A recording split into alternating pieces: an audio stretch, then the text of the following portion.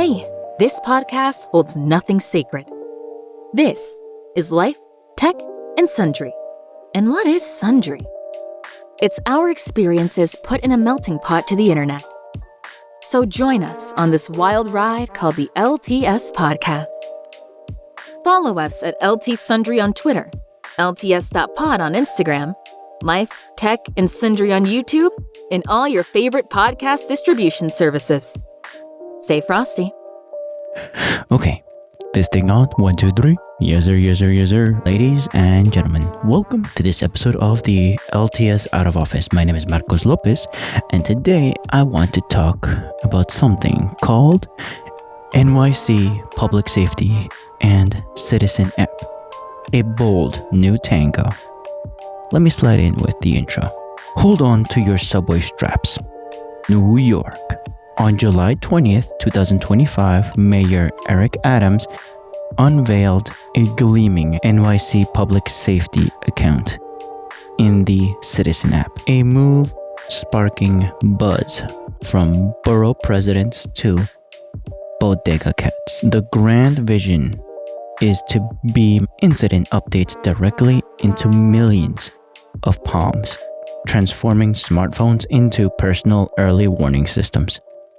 This technological embrace aims to make the Big Apple safer, yet prompts a fascinating dance between civic ambition and digital reality, hinting at concerns over quote-unquote essential liberty for quote-unquote a little temporary safety. What does that mean? I'm going to give more detail about that later on, but first I'm going to give you the key takeaways and visions from the partnership. Info Superhighway, NYC Edition.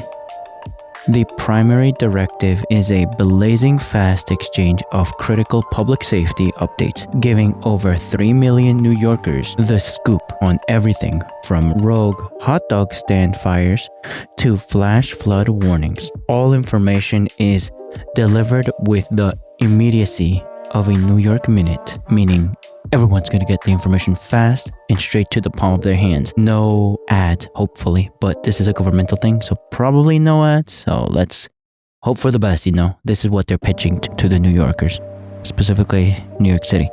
Mind you, spoiler alert, I am on the East Coast, aka New York State. I'm not going to say where in more details. I'm not going to dox myself, if you will, but I heard this in the newsreader, so let that give you a little bit of taste of my opinion. Tapping into the digital vein. Why build anew when you can plug into an existing network? This clever collaboration leverages citizens' massive pre-existing user base instantly, amplifying the city's communication reach. It's a smart, cost-effective strategy. The gospel according to official channels. Forget the rumor mill.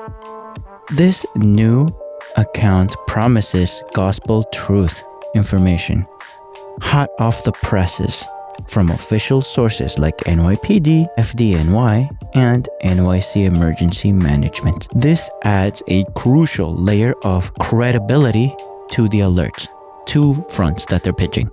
The information is going to be quick and fast, straight to your hands, instead of running with gossip, rumor mills, if you will, straight from the source from the NYPD, Spider-Man edition, tapping into the police scanner. This one is going straight to your phone instead. And instead of, playing the telephone game, ironically, this one, it's going to be straight from the police source or emergency department, governmental department to your phone, and more efficient, if you will, a telephone game, maybe? Let's find out. Or let's hope for the best. Anxiety Antidote, Urban Edition. The hope is that a well-informed populace is a calmer populace. By empowering residents with timely intel, the initiative aims to transform urban jitters into proactive vigilance, aligning perfectly with the mayor's crusade for a more serene metropolis. Yes, since you're crowded with a lot of people, there's a lot of information going by and most of it is not important to you because there's so many people. So how can you make this crucial stuff that the police department wants to share with you stick versus rumor mill gossip stories that are important for others because they're millions, it's not important to you. So, and there's literally 3 million users on the app from NYC specifically. So makes it faster for information to spread, if you will, which brings a little bit of peace to the users where they live, because that's the whole sales pitch of the Citizens app. More on that later on. Taming the Wild West of information. Let's face it, Citizen has seen its share of digital drama. This official partnership is a calculated play to rein in past criticisms, if you will, by infusing the platform with verified, responsible data. It's a subtle nod to the enduring notion that true security thrives when information is transparent and trusted. So, cited sources, if you will, straight from the cops. Mind you, the cops do the investigation, gain their sources from the people and from professionals, and pass it on again to you, to the palm of your hands. Tech-forward urban governance. This isn't just a one-off gimmick. It's a piece of a larger puzzle. This collaboration slots neatly into the Adams administration's broader push to weaponize technology and streamline communication for public safety. It makes Notify NYC feel like quaint antiquity. Mind you, Notify NYC was another push by another administration, if not this administration, like a phone line, and it got overwhelmed. It had bad critics. More on that on the later post. I'll put it on later. I'll actually say, you know what, I'll do it now. I'll do it live. Let's see. What is Notify NYC? Let's see. Let me tell you right now. What is Notify NYC? Notify NYC is a New York City official free emergency communications program.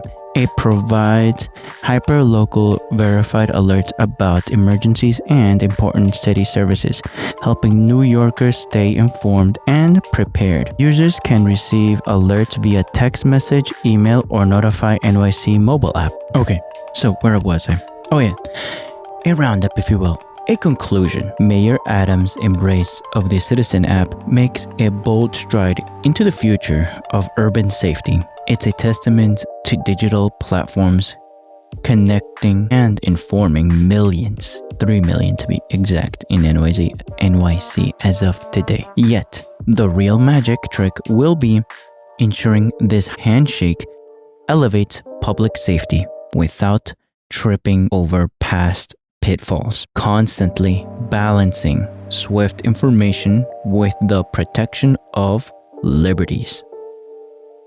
What do you mean by that, Marcos? Well, let me give you a scoop of what is specifically. One was the employment of NYC's deployment of an existing service platform, if you will. It's already there. It's in the hand of millions. Now, what's the T? What's the 411, if you will, with the Citizens app? A digital detective or a daring dilemma. Let me slide in with an introduction. Beyond its flashy new partnership with NYC, the Citizen app itself is a fascinating digital beast, a smartphone sensation that has redefined quote-unquote neighborhood watch for the 21st century. It's drawn in millions with the alluring promise of immediate alerts and community intel.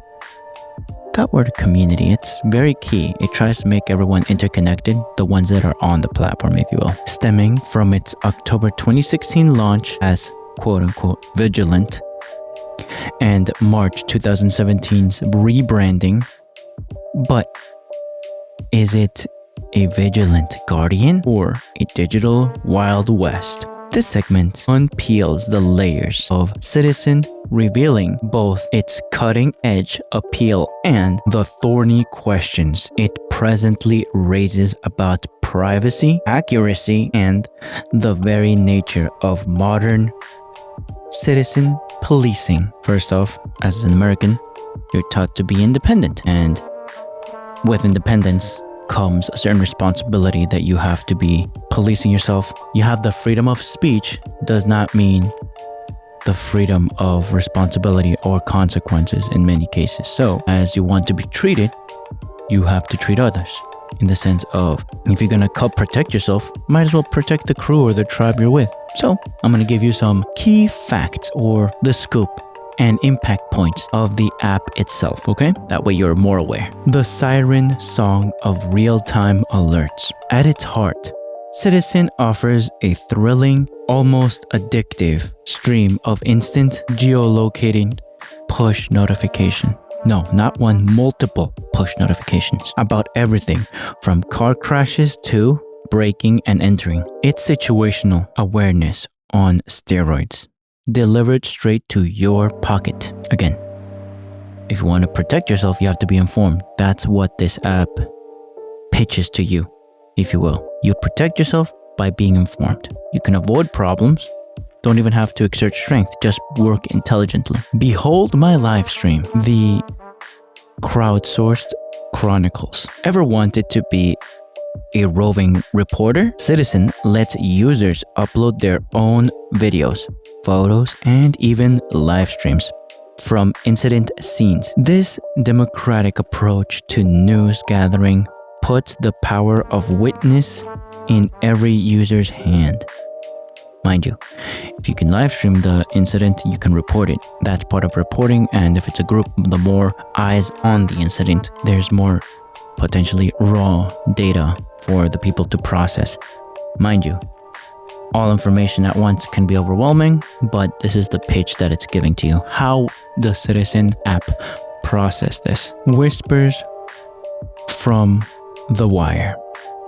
Legally speaking, the app's secret sauce involves monitoring public 911 communications and cleverly filtering and processing that raw data using a blend of AI and human ingenuity.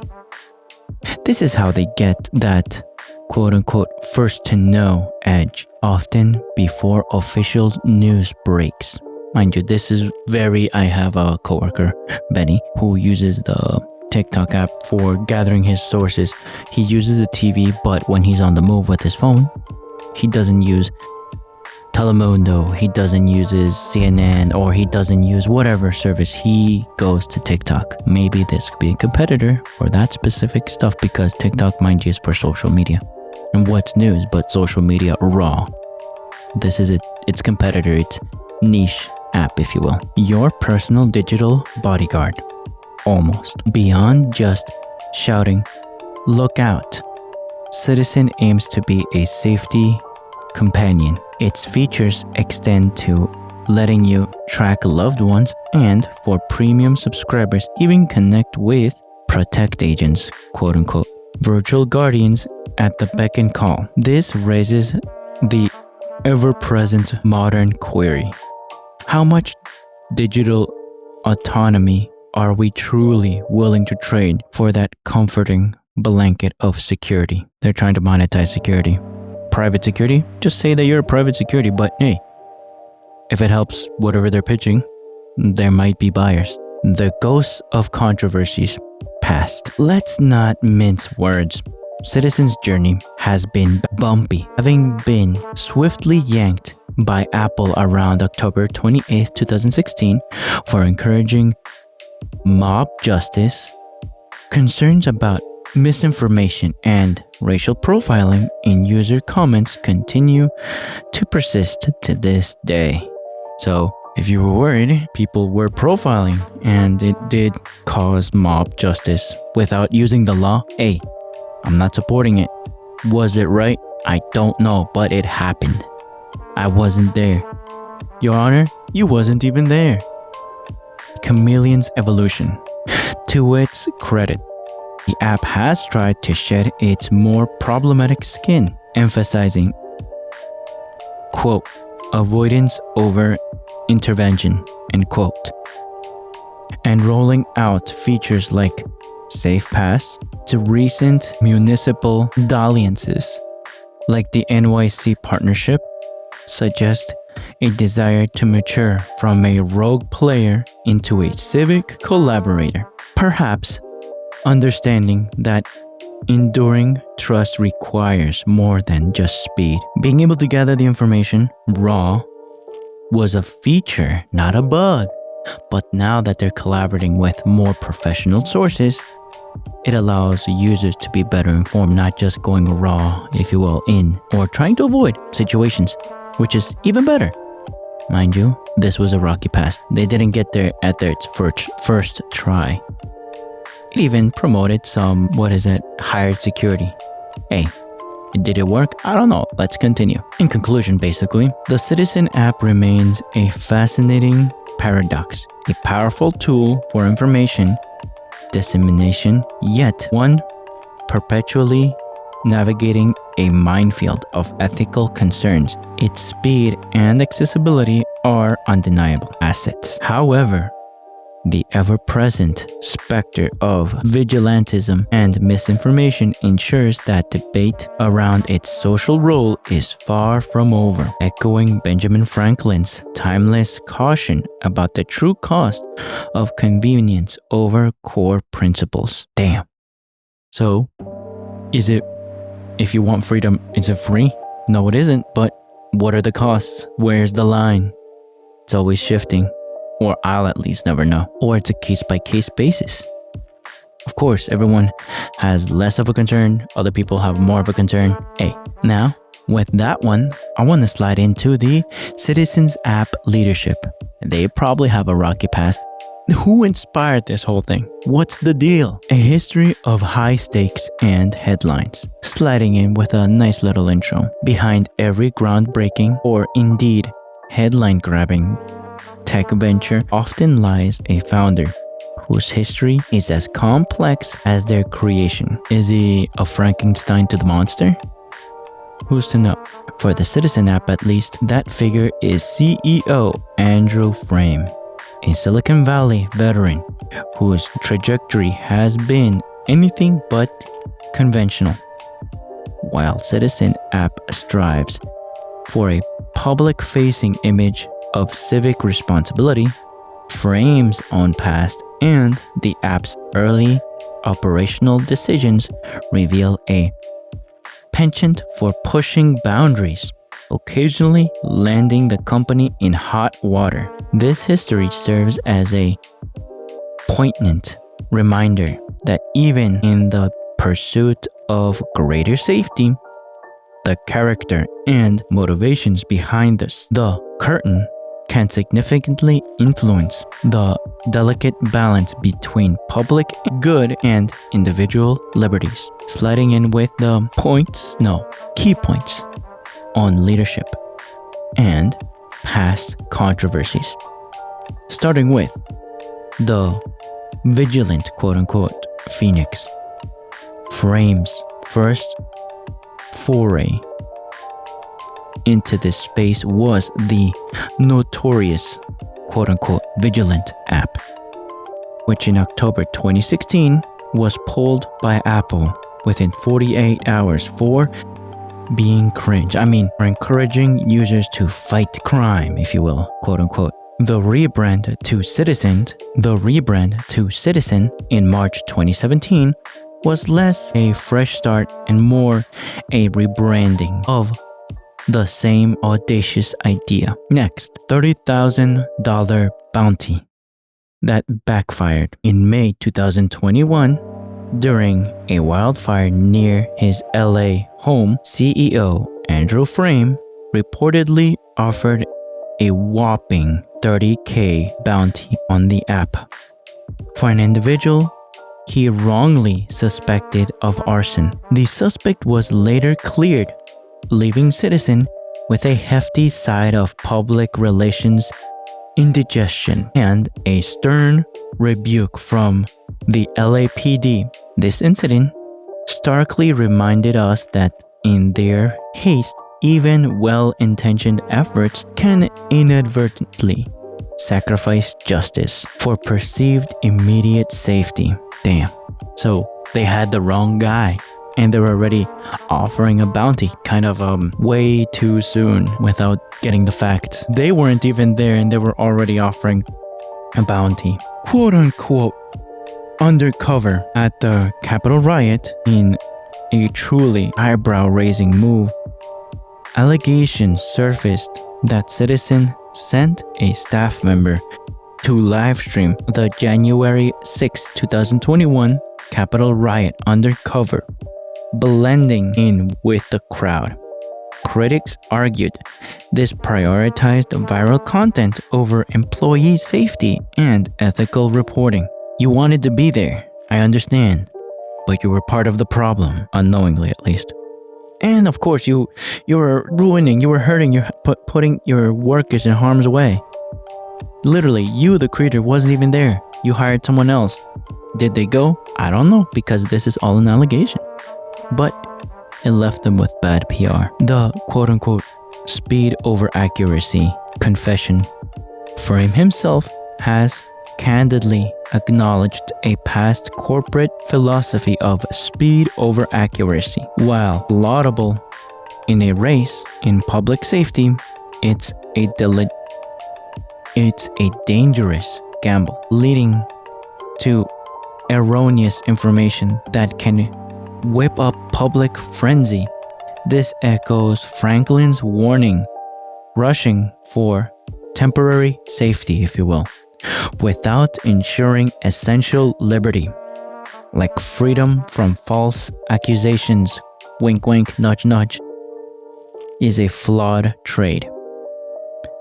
It's a step the wrong way, if you will. It's a step forward, but the wrong way. Next, a too cozy relationship with the cops. The cops, you say? Revelations have pointed to a surprisingly intimate bond between citizen and some police departments. There have been reports of special access to police data and even internal discussions about tapping into encrypted communications. This makes privacy advocates nervously eye their phone's permissions, wondering if the balance of power could indeed tilt too far. Again, talking about safety over privacy or safety over liberty. The short-lived private army ambition. In a bold, albeit ultimately aborted experiment, citizen reportedly piloted an quote-unquote on-demand private security force, end quote. In May through June of 2021, the public backlash was swift, forcing the company to scrap ambitions of becoming a private police for hire service. Why not just a private security force? You were doing too many steps, I guess? This clearly showed the public's unwillingness to trade civil structures for new forms of private oversight, regardless of promised safety. To wrap it all up, Andrew Frame and the Citizen app are no strangers to controversy. They seem to have a knack for finding it. While the app carves out a niche in personal safety, its past actions and leadership choices cast a long shadow. As Citizen seeks greater integration with official public safety apertures, the enduring question remains: can a company built on such a turbulent foundation truly become a trusted, unbiased guardian of public information? Especially when the very nature of its operations touches upon the delicate equilibrium. The jury, it seems, is still out. And with that one, dear listener, I give you my tip of the hat, a nod of the head, if you will. Thank you for joining me. My name is Marcos Lopez, and I hope you are more informed with what's going on out there. This one was close to home because it's on my home state, if you will. And I wanted to let you know, if you're hearing to this and you heard about the Citizens app in your area, put a 1 in the comments or a thumbs up, something. Give me a thumbs up so that you Here's to looking out. If you follow people in the Citizen app or you report in the Citizens app, also report on it. Let me know. How's your experience? Is this more of a TikTok kind of thing, or is this a very specific thing that actually helps? There are promotional stories. Again, they could be paid. There's controversies, and there's also potential for greatness since local government is integrating it and is already using, if you will, the soapbox that Citizen has created, the niche. I'm not against it, but I'm also not for it. I'm over here eating popcorn, just, observing what's going on, and it makes me think. So hopefully it made you think. You know where to find me. You know what to do. Leave a comment, share this podcast episode if you liked it, and you know where to find me on the links in the description. Love you guys from the bottom of my heart. Stay frosty.